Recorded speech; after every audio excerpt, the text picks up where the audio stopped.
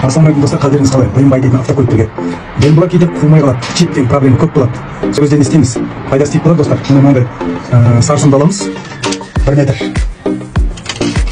метр жарым сарсымды аламыз осындай. Достар, осыны аламыз да отверткаға жайлап бұраймыз, әдемірек. Достар, сосын бұйымбайға салып отқан кезде түсіндірем. Бір қабатын ұрап шығып, бір езіңді ұрып аламыз. Одан қайтадан тағы жағын ұрап шығамыз. Осыны екі қабат ұрап шықтым. Примерно кейін қазір үштен секунд өлшеп 2 сантиметрдей ұлайтамыз.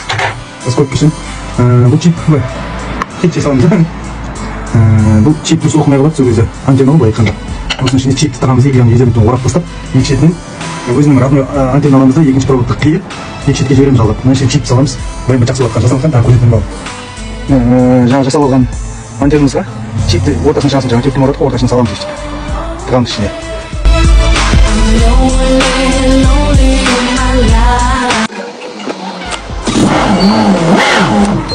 Достар, барынша көрсеттім.